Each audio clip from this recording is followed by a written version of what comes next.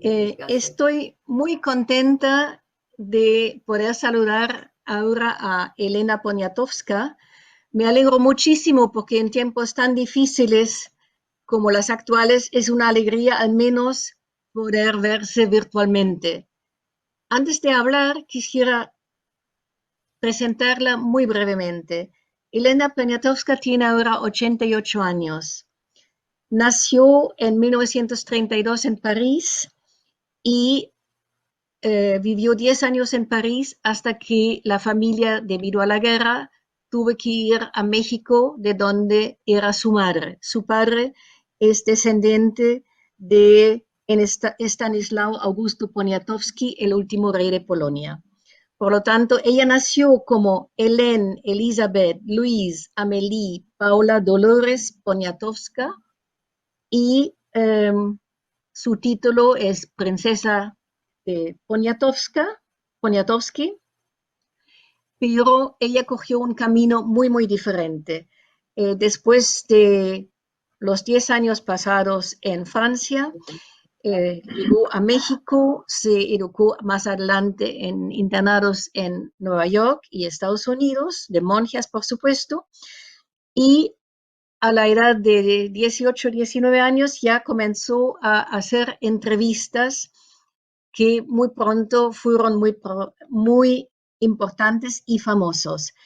Y las primeras entrevistas salieron en el 53 y el primer libro de ella fue publicado ya en 1954.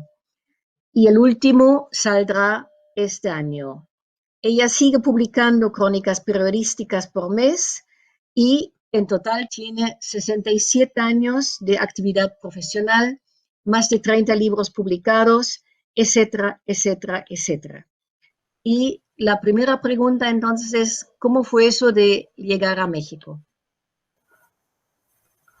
Bueno, no soy nada fanática de hablar de mí misma porque toda la vida he hablado de otros, he hecho toda la vida entrevistas a muchísimos personajes de México. Yo vi cuando llegué a México y era yo ahí sí una niña, vi un mapa de geografía y ahí vi que había, era un mapa de los que te dan en la escuela, que había zonas por descubrir. Yo venía de un país, Francia, pequeñito, como un pañuelo. Hay hasta canciones diciendo que la France est un mouchoir. Y me dije, bueno, a ver qué hay en esas zonas por descubrir. Y entonces empecé por eso mismo a hacer entrevistas y muchísimas crónicas. Eso lo hice a los casi 20, 21 años, saliendo de un convento de monjas en Estados Unidos.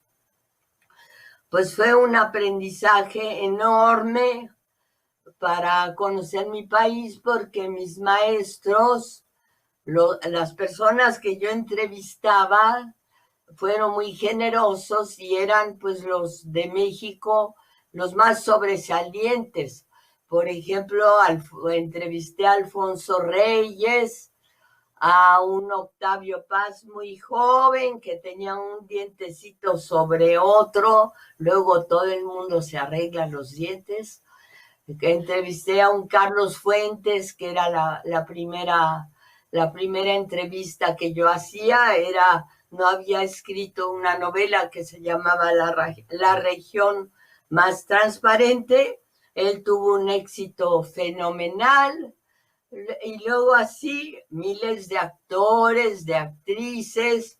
Aquí había una actriz, Dolores del Río, que primero estuvo en Hollywood mucho tiempo, hasta hizo Madame du Barry, la película, y ya aquí en México empezó el cine mexicano que triunfó en Cannes.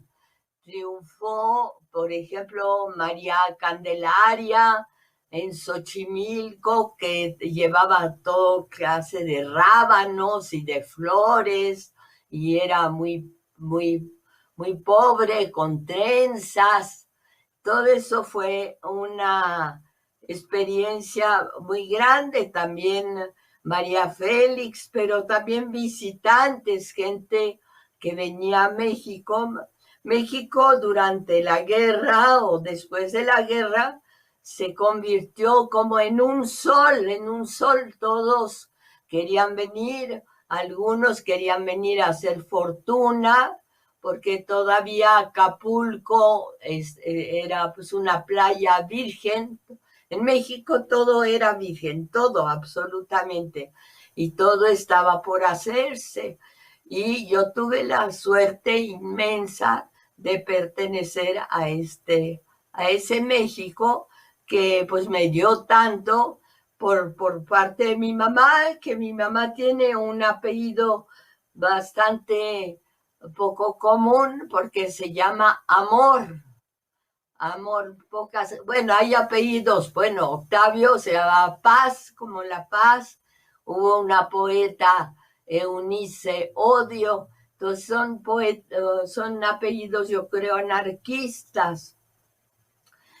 Y fue una maravilla para mí, pues, descubrir a México después de haber sido una niña francesa y luego también inglesa, porque estuve en un convento de monjas en inglés en Estados Unidos.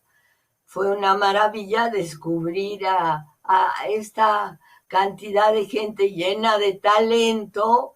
Pues tú fuiste muy gran amiga de Juan Rulfo. Juan Rulfo vino después, pero cuando yo lo conocí era un gordito, que fumaba muchísimo y que caminaba por el Paseo de la Reforma y que también bebía y era una maravilla. Además era sumamente guapo, muy guapo y muy Sí, me encantador. acuerdo. Y ninguno de las personas que has entrevistado nunca te ha dicho, no, no quiero. ¿Cuál es el secreto que nadie se te ha negado a una entrevista? Bueno, en esa época, cuando yo me inicié, casi no se hacía. Se hacían, bueno, de Cuba vino una costumbre muy cursi que trajo Rosario Sansores, que se hacían crónicas de sociales. Los políticos exhibían en una sección del periódico a sus hijas casaderas, así como si estuvieran en una carnicería, 1 kilo de jamón, otro kilo las piernas, así para casarlas.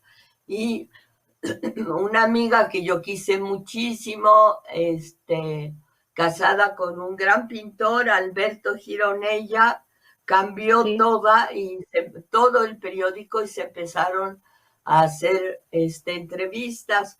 Al contrario, yo sentí que la gente estaba encantada. Bueno, en general, muy poca gente no le gusta hablar de sí misma.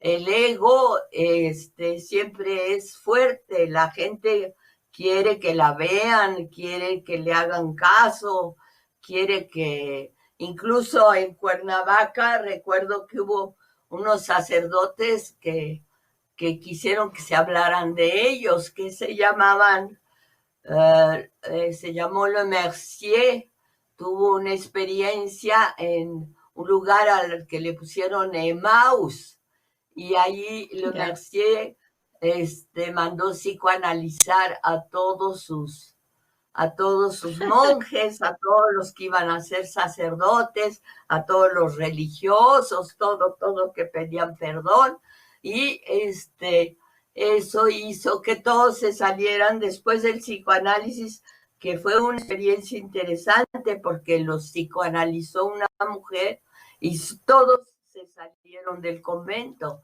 Se acabó este experimento religioso y Me parece un escritor, una sí, historia Vicente fenomenal. Leñero, un escritor mexicano, Vicente Leñero, escribió esta historia de pues era un seminario, un convento, donde todos tuvieron que salir porque al examinarse se dieron cuenta que no tenían ninguna vocación. Entonces, todo eso era un país nuevo, un país nuevo, un país muy rico, un país en que llegaban muchos extranjeros de la guerra. Era como, bueno, casi como the Gold Rush en Estados Unidos, la fiebre de oro, the Gold Rush, la fiebre de México. Pero muy pronto, aparte de hacer todas estas entrevistas maravillosas y que encima todos tus entrevistados luego te querían muchísimo y te hiciste amigo de todo lo que tiene nombre y apellido en las letras, en las artes de México y de los que venían desde García Márquez a todos, empezaste a escribir cuentos y tu primer libro, Lilos Kikos, me parece que tiene algunos detalles autobiográficos, es decir, una niña que no está conforme, que piensa por sí misma, que no es muy habitual en aquella época porque las mujeres, las niñas se educaron para servir a los hombres y no para tener cabeza propia. ¿Es cierto que hay cositas de autobiográficas en este libro, Lilos Kikos? Bueno, es obvio, claro, fue un libro, fue un primer libro chiquito que incluso inició una colección que se llamó Los Presentes, en donde publicaron después muchos escritores de América Latina. También Carlos Fuentes publicó allí un libro, José Emilio Pacheco, en fin, toda una generación, Álvaro Mutis de Colombia, gran amigo de Gabriel García Márquez, todos publicaron allí en esa colección llamada Los Presentes, todos publicaron allí. Esa colección la dirigió un escritor que la lanzó, que se llamó Juan José Arreola, pero se lanzaban muy poquitos ejemplares. Creo que de mí hicieron, no me acuerdo si 300 ejemplares, pero se los dio uno a la tía Titi, otro a la tía Cucú, otro a mi tío Pepito, otra así, cada quien era regalar todo casi. No era muy profesional. Bueno, entonces inclusive abriste una colección con tu primer libro y las ilustraciones de este primer libro son de Leonora Carrington, a quien muchos años después le has dedicado todo un libro y una investigación muy profunda, seguramente después de muchas entrevistas. Pero antes de llegar a este libro, quisiera destacar este libro que tú publicaste que se llama Hasta no verte más, Jesús mía, que también está traducido al alemán y que fue un libro muy importante para México, sigue siendo un libro muy importante, es texto escolar entre tanto, y tú has entrevistado una mujer del pueblo, como tú dices, durante muchos años para que ella te cuente su historia. ¿Cómo fue eso? Bueno, el libro se llama Hasta no verte, Jesús mío. Hasta no verte, Jesús mío, es un dicho mexicano, porque antes en unos vasos largos para tomar pulque, al final había una imagen de Cristo. Entonces, la gente que se lo quería tomar todo de un golpe decía, hasta no verte, Jesús mío. Era el dicho, creo que es español, que es hasta verte, Jesús mío. Pero en México para todo decimos que no, somos muy inseguros. Entonces decimos, esta mañana salió el sol, ¿no? ¿Verdad? No, no, siempre estamos diciendo no. Entonces yo le puse hasta no verte, Jesús mío, pero es un dicho de cantina, un dicho para beber. y es la historia de una mujer en México. Nunca se hablaba de la mujer, de las mujeres en un sentido de que hubieran participado en la Revolución Mexicana. Se les decía colchones de tripa, las que habían sido soldaderas y se habían ido con la tropa, les decían colchones de tripa de capitán, les decían galletas, les decían cualquier nombre. Y entonces fue una mujer verdadera que yo conocí, que yo amé muchísimo, quien me contó su vida, y así le puse Hasta no verte, Jesús mío, pero es una historia auténtica y podría haber sido pues un trabajo casi de sociología, de antropología, pero yo no tenía esa formación. Además, ella nunca quiso que se diera su nombre y yo pues la respeté, pero se llamaba Josefina Borges y yo le puse Jesús Palancares porque me gusta mucho que en México a Jesús le pueden decir Jesús a través de una mujer. Ya, formidable.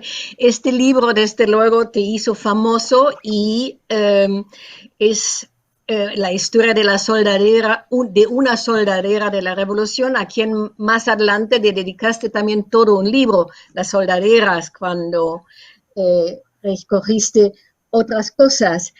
Y después de esto, de Jesusa, vino mayo 68, la rebelión de los estudiantes, la matanza de la Plaza de las Tres Culturas en México, Tlatelolco, y tú que recogiste todos los testimonios, fuiste muchas veces a una cárcel con triste fama, Lecumberri, el Palacio Negro, que fue terrible, y de todo lo que has escuchado, acumulado de testimonio, has reconstruido este libro que se llama La Noche de Tlatelolco, que es otro hito en tu obra de aquellos años.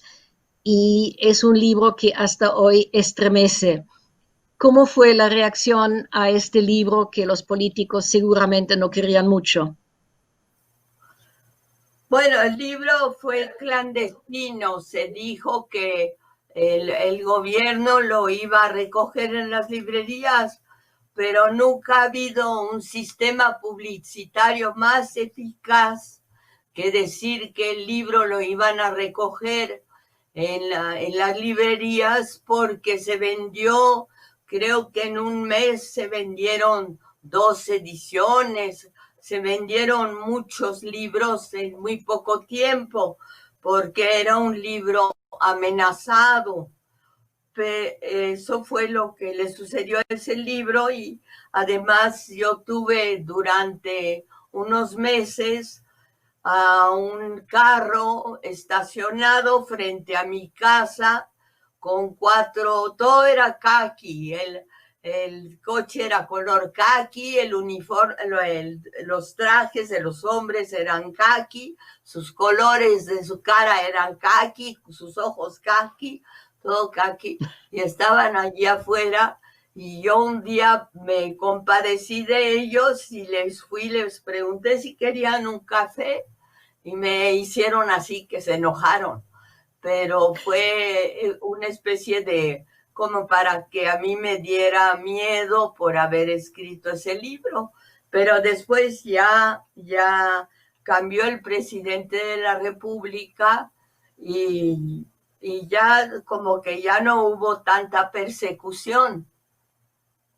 Bueno, yo sé que por este libro te dieron un premio, el Javier Vilarrutia, que es uno de los premios más importantes, pero tú no lo has aceptado diciendo ¿y quién premia a los muertos? Es decir, hasta hoy este libro tuyo es una documentación real de lo que pasó en 1968, así que nadie puede decir no ha sido así, porque los testimonios, las fotos, los documentos, todo se ve en este libro y efectivamente hoy es un clásico de la literatura mexicana. Aparte de Jesús, siempre te has interesado por las mujeres. Es decir, que has publicado una novela biografiada sobre Tina Modotti, otra que ya he mencionado sobre Leonora Carrington. Has publicado un libro de una amante o mujer de Diego Rivera, con la cual estuvo casado durante 2 meses y le has hecho escribir cartas ficticias de su relación con Diego Rivera, y muchas otras mujeres que tú has apoyado, autoras que, como Elena Garro o como otras que no fueron reconocidos como hubieran merecido. ¿De dónde viene este afán, estas ganas de destacar el valor de las mujeres?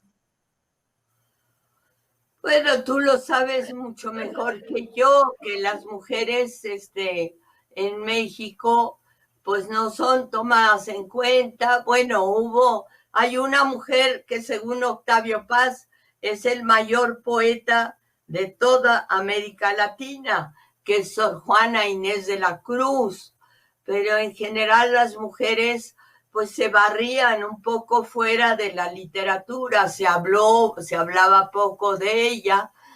Tuvimos una mujer chiapaneca muy valiosa, Rosario Castellanos, que murió pues joven porque se conectó en Israel, conectó una lámpara eléctrica y se electrocutó. Nadie sabe realmente cómo fue su muerte porque finalmente murió sola, pero en general a las mujeres de las escritoras no se hablaba de ella. Hay un dicho mexicano que dice la mujer como la escopeta, cargada de hijos, cargada y en un rincón. Entonces no se le hacía a la mujer la menor, se hacía muy poca, aunque el continente latinoamericano fue un continente de mujeres que hacían poesía, pues se hablaba muy poquito de ellas. Entonces fue una inclinación natural hablar de lo que nunca se hablaba, que era, por ejemplo, pues de una soldadera, que sin una soldadera, una mujer que seguía a la tropa, que era considerada pues casi una prostituta, pues que se hablara de las mujeres que incluso iban de vanguardia. Antes de los soldados mandaban a las mujeres a donde llegaban en la revolución, robaban gallinas, preparaban la comida y los soldados llegaban y sin ellas simplemente no hubiera habido ninguna revolución mexicana y todos los soldados se hubieran desertado, porque incluso así pasó en la guerra de España, no hace tanto, que los hombres regresaban a dormir a su cama con su mujer, ¿no? Y porque no había una disciplina militar bueno, no conocíamos esa disciplina. Eso fue, entonces, yo tuve mucha simpatía por esas figuras tan olvidadas y tan desconocidas. Sí, tu libro sobre Tina Modotti es a la vez un retrato de toda una época fabulosa, lo que pasó en México, el surgimiento del arte fotográfico, las inquietudes políticas, todo el grupo intelectuales de artistas alrededor también de Diego Rivera y Frida Kahlo. Y yo recuerdo cuando tú viniste a Berlín en 1982, hablaste sobre Frida Kahlo, que en aquella época todavía no era el mito que es ahora, sino una artista no muy valorada. ¿Y tú la has conocido? Frida Kahlo yo no la vi, nunca, no, la vi a través de fotografías. No la vi por una razón muy personal. Diego Rivera pintó a una tía mía, Guadalupe Amor, que era poeta, la pintó desnuda. Entonces toda la familia hizo un cuadro enorme, enorme, enorme. Y ella parece un pescadito rosa, está horrible. Y tiene los ojos como Diego Rivera, que así se le caían para abajo. Entonces, causó mucho escándalo. Entonces yo nunca fui a ver al grupo de Diego Rivera y de Frida Kahlo, cuando vivía Frida Kahlo. Y además ella murió muy poco tiempo después de que yo me inicié como periodista. Así que fue Ya. no la conocí, pero a Diego Rivera sí lo conocí, sí lo traté, pero me acuerdo que cuando fui a hacerle la entrevista a Diego Rivera, me acompañó mi mamá, no que a lo mejor tenía miedo de que me fuera yo a desvestir también para él. Y él me dijo, él hizo cuando regresó de Rusia, hizo una obra es un desfile y me dijo, necesito una carita eslava, la mía no es muy eslava, pero en fin, una cara eslava al principio. Yo quisiera que viniera a posar por mí, para mí, pero no fui porque había desvestido a mi tía, pero mi tía se quiso desvestir, es cosa de dos, no uno. Me parece muy divertida esta anécdota y esto quizás nos lleve un poco a tu obra, tus más de 30 libros. Entre ellos hay varios que son un poco más personales. Los Kikos, ya lo hemos mencionado. Luego La Flor de Lis, donde hablas de los 10 años que pasaste en París y la época que fue una vida muy diferente de la que has tenido luego después. Luego está la novela en la cual retratas la vida de tu marido, La piel del cielo, de Guillermo Haro, uno de los astrónomos mexicanos más importantes y que además hasta descubrió una cometa que lleva su nombre.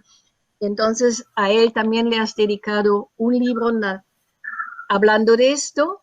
Y el año pasado, 2019, salió El amante polaco, la primera parte, sobre la historia familiar, la vida de Stanislao Augusto Poniatowski, el último rey de Polonia y amante de Catalina la Grande.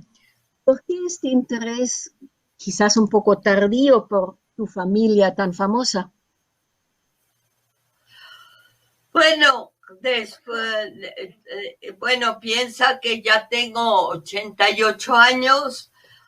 Yo siempre he escrito sobre otras cosas, yo todavía hago una entrevista, un artículo cada domingo en el periódico La Jornada, pero yo misma quise saber quiénes eran los Poniatowski y quién era esta familia.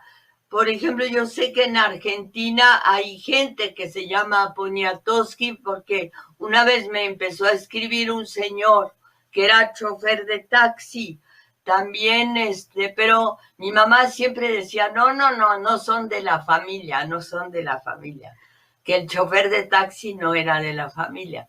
Pero, finalmente pensé, bueno, voy a ver qué es esto, qué es esta familia, y empecé a comprar libros.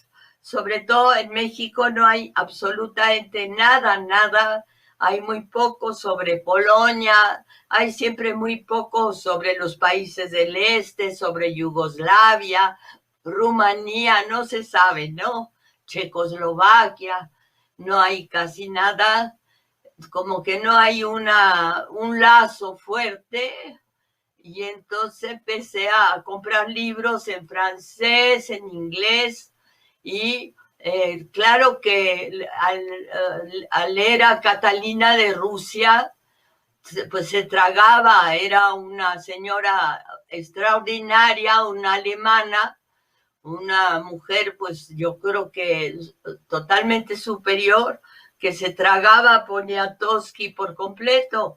Él fue su primer amante, no es cierto, su primer amante, ella se casó con Pedro, el emperador de Rusia, y su segundo amante fue Poniatowski, y lo hizo rey, ella lo puso en el trono de Polonia. Entonces a mí me pareció bien interesante antes de morir saber pues de dónde provenía ese apellido y escribirlo. Y entonces escribí El amante polaco, pero también dije, bueno, van a decir, bueno, ¿quién es esa mexicana que es en México escribiendo? Y entonces escribí cosas pequeñas, importantes, de lo que creo que para mí ha sido importante en mi vida. Entonces así hice una novela que tiene, bueno, entre Poniatowski y yo entre su nacimiento en 1732 y en el mío en 1932, pues hay 200 años. Así que Sí, así me lancé así. es una historia muy fascinante y desde luego yo he leído tus pequeños, muy elegantes y muy discretas comentarios sobre tu propia vida con sumo interés, pero sé que hay y con mucha admiración, dicho sea de paso. Y sé que hay una segunda parte, ¿saldrá este año? Sí, ya la tengo que entregar porque fue la editorial que decidió partirla, pero ya la voy a entregar, claro, yo estoy terminándolo, pero como también hago el periodismo, voy despacio y yo creo que además porque me cuesta más trabajo la novela, ¿no? Entonces voy más despacio, pero claro que ya voy a entregar todo y ya, caput, ya. y, ya, y ya también tendrá partes autobiográficas, ya que no vamos a tener Sí, una autobiografía toda tuya. sí, pero yo no voy a hacer una autobiografía mía porque, en primer lugar, porque ya muchas cosas se me olvidaron y en segundo lugar, porque no me sale del corazón hacer una biografía, pero ya pasé la época en que hay una época en que las mujeres queremos explicarnos, ¿no? Explicarnos al mundo y explicarles a los demás cómo somos nosotras y ese tipo. Y yo ya pasé por esta etapa.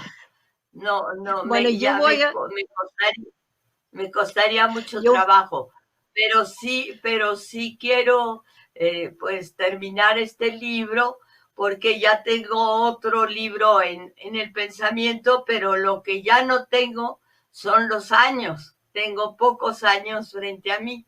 Ya los viví bueno, todos. tu memoria es admirable y yo voy a esperar esta segunda parte con sumo interés y también para ver si todavía das unos secretos más de tu vida. Has recibido todos los premios importantes en México, tienes una lista larga de doctores honoris causa y esto que tú dices que nunca fuiste a la universidad y has recibido también como una de las pocas mujeres el mayor premio que se da en lengua castellana, que es el premio Cervantes. ¿Cómo fue eso? ¿Te dio satisfacción? Eso sí fue una enorme sorpresa, una sorpresa gigantesca. De veras, porque cuando te hablan de Europa, siempre te despiertan en México por el cambio de horas y yo no entendía para nada lo que me estaban diciendo. De vez en cuando escribo para la sección cultural del país, entonces creí que me hablaban del país hasta que se enojó el señor que me estaba dando la noticia y me dijo, ya me pegó de gritos y ya entendí. Y ya cuando vinieron periodistas, pues fue realmente una de las cosas más bellas que me han sucedido, y fue muy bello ir también a España, ir a estar en el Escorial, y luego fue bonito también ¿sabes? Fue muy bonito para los reyes, en el sentido de que los que se sacan este premio siempre van con su esposa, ¿no? Su esposa, toda muy propia, vestida de negro, y fue toda mi familia. Yo llevé a un montonal de niños chiquitos, y entonces le gustaron muchísimo al rey. Y me acuerdo que tienen las niñas, el rey empezó a jugar con las niñas, y en una de esas, mi nieta, que se llama Carmen, que es un nombre muy español, le dijo, tú no me jales el pelo. Así que, y luego también le decía, oye, tú no eres rey, ¿dónde está tu corona? Entonces él le respondió, la tengo doblada aquí en mi bolsillo. Entonces fue como muy festivo, al grado de que la reina nos dijo que quería que nos quedáramos más tiempo, pero ya nos íbamos. Pero fue como una fiesta mexicana, muy, Muy muy bonito. chistosa, nada solemne ni nada triste, muy alegre. He visto las fotos cuando tú estás con todos tus nietos y la familia y efectivamente fue muy, muy bonito. Eh, ya nos queda poco tiempo y quisiera hablar, aunque sea mínimamente, de la situación de México hoy, donde las mujeres lo llevan muy crudo porque los asesinatos de mujeres nunca menguan. Es decir, al contrario, aumentan y ahora en época de COVID todavía más. ¿Cómo se puede combatir esta plaga? ¿Cómo se le puede poner fin a estos asesinatos de mujeres indiscriminadamente en todo el país?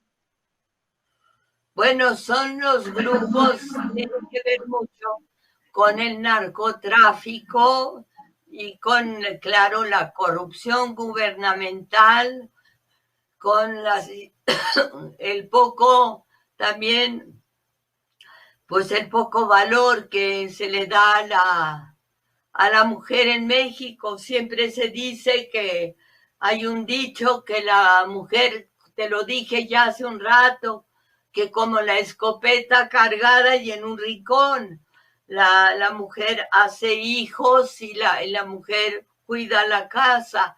Pero ahora, por la situación económica, ha cambiado las cosas, porque una pareja joven que se quiere casar necesita el sueldo de los dos, tienen que trabajar los dos. Y si tienen un hijo también, por razones económicas, la mujer sale ahora de su casa y trabaja.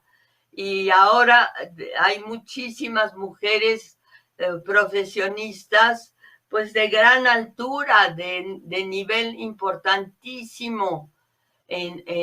Bueno, ahora mismo tenemos a una mujer en el gobierno, a Olga Sánchez Cordero, a otra María Luisa Alcalde. Hay varias mujeres que ya destacan, hay mujeres economistas, hay mujeres en todos los campos muy brillantes. No te puedes decir que hay historias como, por ejemplo, la de Evita Perón, ¿no? En Argentina, pero que era una mujer, bueno, como una actriz de cine, ¿no? Una mujer muy protagónica, muy protagonista, pero sí, ya hay mujeres en todos los campos, hay mujeres escritoras muy valiosas, hay muchas, en fin, si quieres te digo nombres, es muy largo la lista, pero sí hay, ya Sí, no se pero puede decir que la... ¿Cómo?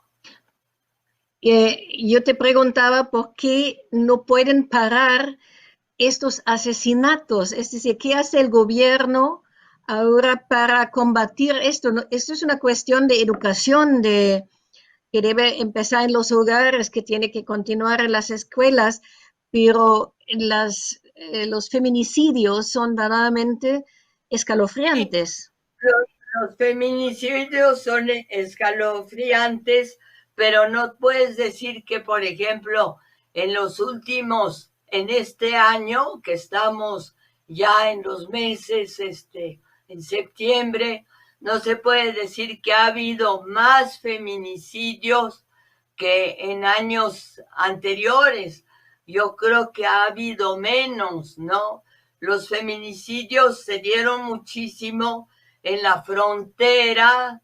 Yo recuerdo, yo escribí sobre eso, hice artículos y ensayos de eso, y se dieron mucho por el cambio tan enorme que hay entre una frontera y otro, ¿no? Y porque las mujeres finalmente en México tienen, ahora te digo, ha cambiado la situación, así lo siento, pero en general la muerte, un feminicidio en México no tenía la importancia de que lo puede tener en Alemania o en Francia, no, no, no.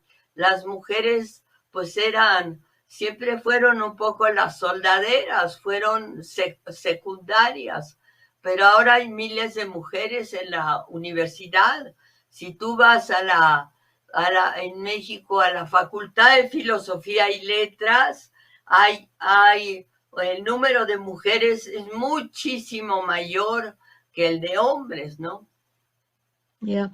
Y la otra cosa que aquí en Europa llama mucho la atención es cuántos periodistas y periodistas masculinos y femeninos son asesinados. Es decir, esta violencia eh, claro, es muy preocupante. Es decir, que tu profesión sigue siendo una profesión de riesgo. Sí, es una profesión de riesgo, pero mira, para mí no hay mayor riesgo ahorita que la edad, ¿no? O de caerme en la calle. No, pero no hay, yo no siento ahorita también hay, no te creas, hay que decir que también los hombres también corren, los periodistas hombres Sí. también corren riesgos, pero yo estoy con un nuevo gobierno que se supone que no, un gobierno que se supone que no asesina a nadie, salvo un poco mata a las ratas. Así que tienes esperanza en este gobierno de que por fin algunas cosas van a cambiar porque tú siempre has apoyado a López Obrador desde hace muchísimos años. Sí, claro. También lo Es apoyó decir, muchísimo otra escritora, Julieta Campos. En fin, muchas mujeres están con él y en su gabinete hay muchas mujeres. bueno, yo espero que verdaderamente México, país tan lindo, tan maravilloso, tan generoso, todas las veces que he ido a México me he sentido acogido como si fuese en mi propia casa. Es decir, y en tu casa también he tenido el placer de estar algunas veces, así que esperemos que COVID mediante y problemas mediante, que México vaya a coger un buen camino, y tú, desde luego, con tus crónicas seguramente acompañas el día a día, ¿verdad? Claro. ¿No te oigo? Ah, no, pues es que me quedé en silencio porque fueron muy buenos deseos que me quitaron el habla, pero muchas gracias. Muchas gracias, Elena, por tu tiempo, por tu maravillosa biografía, es decir, de princesa polaca a princesa roja, como te llaman en México. amiga generosa, mujer admirable y admirada.